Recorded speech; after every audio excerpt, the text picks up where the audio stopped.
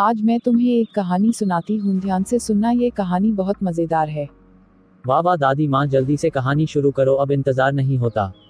एक समय की बात है, एक छोटे से गांव में एक युवक नामक था इरफान। इरफान की जिंदगी में एक रहस्यमय चमत्कारिक पुस्तक की तलाश थी।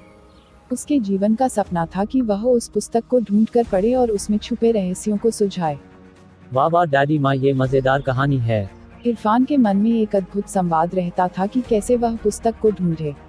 एक दिन एक वृद्ध योगी गांव में आया और इरफान को एक पुस्तक के बारे में बताया जिसमें सभी जीवों की भाषा लिखी होती है। इरफान को यह सुनकर बड़ा आश्चर्य हुआ।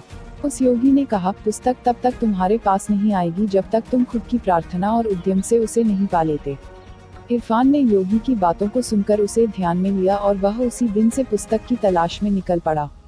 उसने जंगलों, पहाड़ों और नदियों के किनारे घूमते हुए अनगिनत संवादों का सामना किया।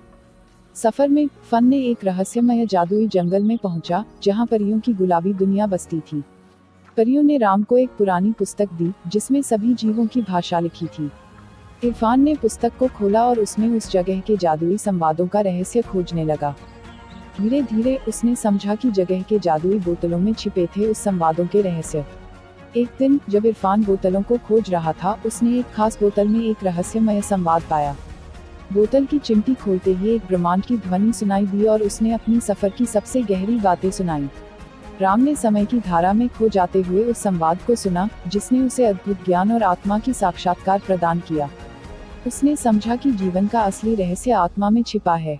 इरफान ने जादुई संवाद को सुनते समय अनुभव किया कि जीवन का सच वहाँ नहीं है जहाँ वह ढूंढ रहा था, बल्कि उसका सच उसके भीतर ही छिपा हुआ था।